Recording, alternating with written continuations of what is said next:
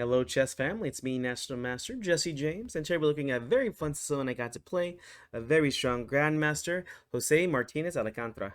In this one, well, he plays the Najdorf against me, and I'm able to create a very strong attack with just one inaccuracy here, which I didn't even look bad to me in the game, but apparently it was bad. And, well, I got a very nice win. I got, I think, around 96 and 90%, 98% accuracy, while he had around 90%. And well, it was really just that one little blunder, or I won't even call it a blunder, just an inaccuracy that gave me a very good game. Let's get to it, guys. Here we go. I'm playing the white side, of course. I start with e4, and of course he goes c5. As a very strong grandmaster, I don't see why he doesn't want to go into complications against a lowly master like me. Here we go, knight f3, pawn to d6, the old Sicilian. d4, let's strike that centaur. C takes, knight f6 attacks the pawn, knight c3 defends the pawn, and here here he goes ahead and plays pawn to a6, the knight of Sicilian. This is one of the most aggressive variations in the Sicilians, and Sicilian by itself is already aggressive, so you can already see that he's a very aggressive chess player. Now this line actually gave me quite a bit of trouble for a long time, but I found out how to play against it. Here we go, bishop to g5. I really like this move. With this simple move, we're threatening really just to take and mess up the pawn structure. And as we'll see in the game, I actually got a very thematic idea against it. He went ahead and played pawn e6. Of course, he doesn't want those double pawns. They can lead to bad positions. Although some people do like them, I think I'm very happy to play against them. And the other move I found out here to play is bishop to c4. Almost like a Fischer-Sozin kind of variation here. And the bishop's going to be pointing at e6, as we'll find out is actually pretty important in this game. He played pawn h6 to attack the bishop. And here, there's lines where you can take on f6 or bring the bishop back. I like to restrain and maintain. Here I just maintained the pin and played bishop to h4. And here he plays knight b to d7, which looks like a very common move here. I was surprised that the computer was already given this as an inaccuracy here. But I think this bishop c4 kind of throws things off here. Well, I'm going to be castling queenside. I love to attack, so I played queen to e2. And, well, this is just bringing out the queen. As you can see, my pieces are all very well placed here, and I just have a very good position. He played the knight to e5. Again, not a bad move at all. The knight comes out to put pressure on this bishop right over here. And, of course, I don't want to lose this bishop. I really like it. I just bring the bishop back to b3. The computer says this is an exclam move. I guess. I mean, I think it's just a very common move here. I like to think of myself as a Sicilian master. I really love playing Sicilians from the white and black side, so it was a very easy move for me. He goes ahead and plays knight to g6 here, and this might be one of the problems. He's just moving the knight a lot of times over here. He does get a free tempo off my bishop, but actually my bishop wants to be rerouted anyways and play to g3. Now I'm going to have pressure on the d6 pawn over here, which I'm very happy about. And here he plays a very common theme. He plays pawn to b5. Expansion on the queen side is very, very common. A lot of times it's just grabbing space, but if you're thinking like I am, at least from the white perspective, you're trying to castle queenside, this can also help out with the pawn storm to attack my king. And here, well, this was already annoying to me, so I went ahead and played pawn to a3 here. And I just don't want to stop. I just don't want b4 to happen here. Computer doesn't like this as much, but again, I think this is a very common move, and I'm very happy with it. You know, in this position, the computer's already given me a +2 in this position, meaning I'm basically up 2 pawns. I don't really feel like that. I feel like it's pretty evenish here because I played so many Sicilians, but I mean, hey, I was able to get a win pretty fast in this game. Here he plays queen b6. Again, another move that makes complete sense to me. He brings the queen out and puts pressure on my unprotected knight. This goes right into what I was wanting to play anyways. I go ahead and castle queenside. Again, this is very common for what I'm up to. I want to try to get a fast attack since he's made a lot of wasteful moves of the knight, but also the king is still in the center. Again, a very common theme. When the king's in the center, open up the position or make pawn trades so you can attack the king. Here he goes. He goes ahead and plays bishop to d7. Again, maybe looking a little bit weird, but very common. A lot of times black won't even castle because, well, you have a hard time attacking the king here in the center. And if you castle kingside, well, I'm actually ready to push my pawns forward. A lot of times they create counterplay. So sometimes the king is just safer here. So the bishop goes to d7, not only to develop, but also let the rook into the game. And again, they're going to go for queenside attacking ideas. Here, I know my idea. I want to try to attack the king in the center. A very common move here. Pawn to f4. This f4 move introduces a lot of good attacking ideas. We have f5, we have e5. Again, to attack your opponent, you need open files and diagonals, aka pawn trades. And this is definitely going to be looking to do that. And computer's already giving me a +3 here. Again, I didn't really feel like that at the time. I knew I had a good position, but I didn't realize it was +3. And here's the move that the computer really just does not like. Pawn to b4 here. And this pawn move makes a lot of sense to me. Again, you want the open files here, and he definitely wants the same here. So b4 gets played to attack the knight. And I pretty much have no choice. I have to go ahead and take back. Queen takes. And here, after queen takes, it's my turn to attack. And again, he's just behind development here. What do you play? Here I played apparently the second best move. Computer likes pawn to e5 here, but one of the common themes in the Sicilian, at least in the Najdorf one, is to go ahead and play pawn to f5 here. And here you can see that my pawn is getting a free tempo by attacking the knight, but you can see all my other pieces are looking to attack on e6 here. This is what's so bad about this. I'm going to force open a file here, and I'm going to be able to attack this king, which is looking very vulnerable in the center of the board here. Here he's going to have a tough time.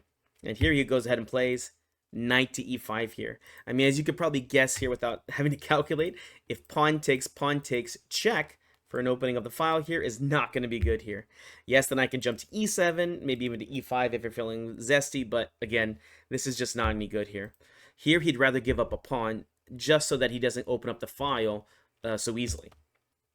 And here, well, a pawn is a pawn. I'm going to go ahead and take it, especially against a strong player here. F takes on e6, pawn takes on e6, and here, knight takes on e6. This bishop is such an important piece. I don't want to trade off. And, well, he can't leave this knight here either because this knight is just a monster. As you can see here, it's just controlling too many good squares here. He goes ahead and takes. Bishop takes. This bishop is so good, it's going to stop any kind of queenside attacking, queenside castling ideas. Not that he would really think about that, but also even kingside castling ideas. So this bishop is just king right now. He's lost a pawn. I have very good attacking chances. I got some open files here. I'm already eyeing queen h5 check ideas, which will happen in the future. But here, he's not going to just lay over and just let me attack him the whole time. He's going to create his own threats. Rook over to b8. And this makes sense, right? Here, the rook lines up, and they're attacking the weak b2 pawn.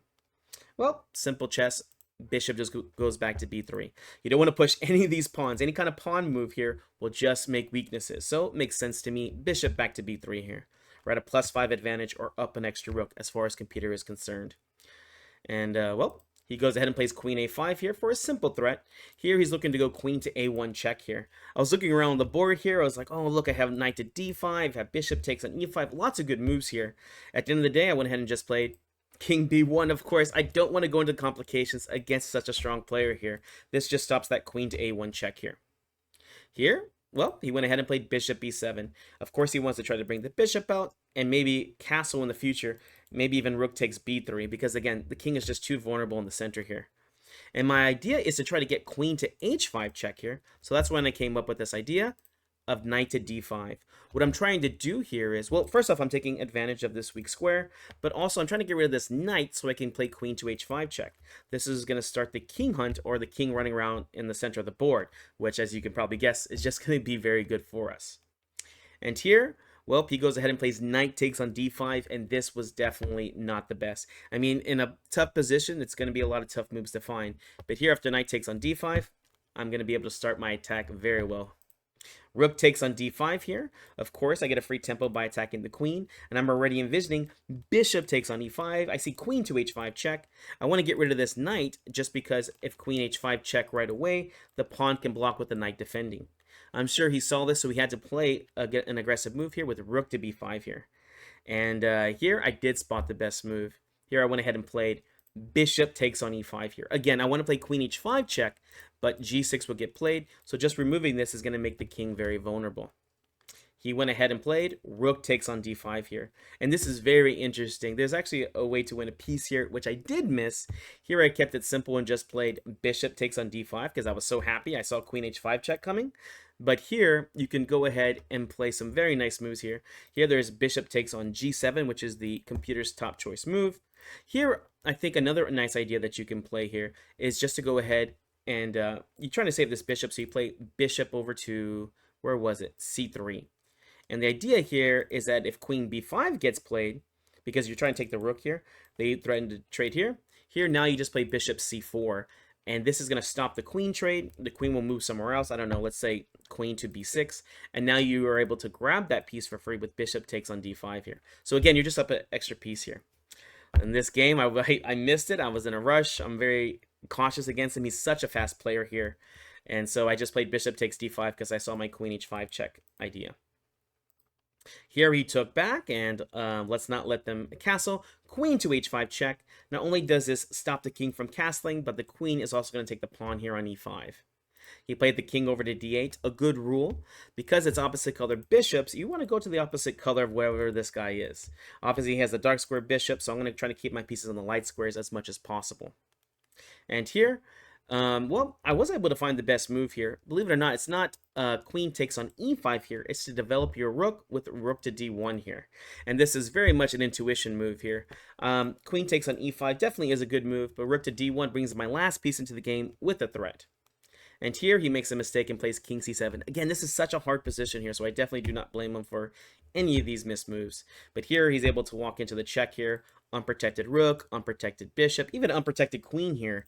There's so much tactics in this position. Luckily for me, I was able to find the best moves. Queen takes on e5 check. Computer's already given this as a checkmating sequence now. Definitely didn't see that in the game. And here he goes ahead and plays bishop to d6. And this just runs into queen takes on g7, forking the king and the rook here. Again, it's just a hard position here. And it's pretty much game over. Here he played the king to b6. And here, again, I did look at this move, which does force checkmate in 3. Feel free to push pause and see if you can find the checkmate in 3 here. If not, go ahead and enjoy the show. Here we go. I missed the idea of queen to b7 check. I calculated this move, but after king c5, I didn't see the next move. Do you see it? Here you get to play queen c6 check, and after king b4, c3 checkmate. That would have been such a very nice find, and definitely one of my best games I would have been playing anytime in the Sicilian Najdorf. But here, I looked at, I saw king to c5. I didn't see the idea of queen c6 check, so I kept it simple. Again, this is a fast game, and I don't want to lose on time, and he can definitely do that against me. Any little inaccuracy can do that. So after the king went to b6, I kept it simple. I just took the rook here. Again, I missed the checkmate sequence, but I was able to win the game. Queen c5 got played. Here I'm just up a rook for no good reason. Queen to d4 here. I'm not messing about. I want to trade off the queens here just so I can go into an easy winning endgame here. Bishop takes h2. Why not? Rook to d3, and here he's just playing fast. He went ahead and played bishop to f4, and this allows me to win the queen here with rook to b3 check. Now the king must move away, and the queen can't even block for the rook here. At this point, my opponent just went ahead and resigned. Well, guys, I hope you enjoyed this game review. I got to play against a very strong grandmaster, and hopefully you got some good ideas in the Najdorf. Again, I like to play the bishop g5 variation, threatening bishop takes to give some double pawns. I like bishop c4. I love to castle queenside in these games, and whenever you're attacking your opponent, look to make open files and diagonals, aka pawn trades.